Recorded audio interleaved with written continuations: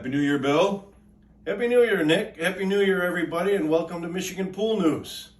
We are here today in the new year to talk about sanitizers, and the issues that we ran into last year are going to unfortunately be with us again for 2022. And what's going to happen this summer is going to be worse than what happened last summer, especially for you clients out there that are used to using dichlor and trichlor in your seasonal pools this summer. You may want to begin to consider other options due to the supply chain issues. We may not be able to supply you with your dichlor or your trichlor for your seasonal pools.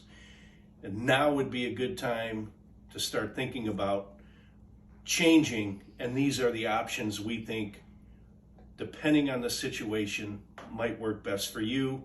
Feel free to contact the office and we can go over all these in more detail. But Nick, if you want to talk about what we think the options are for you seasonal pools. Sure, and I don't think it's just us, right? I think everybody is going to be rationed on dichlor and trichlor again this year. That's what we've been told. Hypo is the one that we would suggest out there that's as stable as the chemical market can get right now.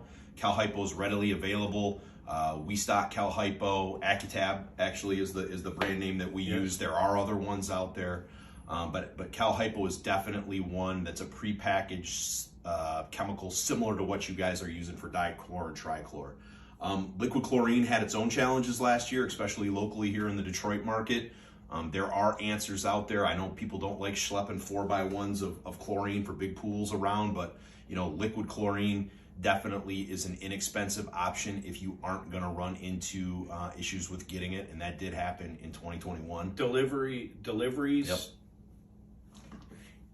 are going to be a challenge again everywhere. And then the third option that is still kind of an emergent one in the Detroit market. I know it's popular, wildly popular in the warmer weather climates, but on-site chlorine generation. Not being victimized or held hostage by supply chain issues. Detroit's built on a salt mine, Bill. So yes, it is. There's plenty of salt available. I have not seen a salt shortage. Most of the saline generators out there or chlorine generators out there use a solar salt product that's available at most hardware stores. The upfront cost for that equipment can be a little bit more expensive, but in the long run, there is an ROI associated with it, and you are not going to be victimized by the stuff that we're talking about right now. So those are the three options that we're really out there talking about. I think to kind of conclude this, safety needs to be something that y'all are thinking about as you're bringing these outdoor pools back online. If you were using a trichlor or dichlor product in your old brominator or your rainbow feeder, you can't just go throw a different product in that feeder, right? Bad idea.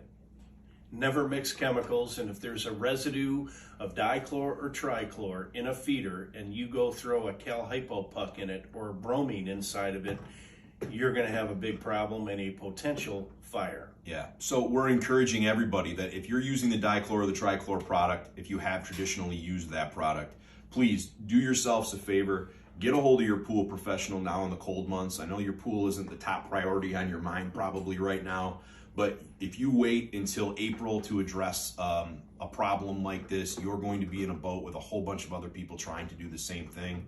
I think at least starting the conversation now about what your options might be and what your local provider is able to help you with or assist you with is definitely something that should not be procrastinated on in 2022.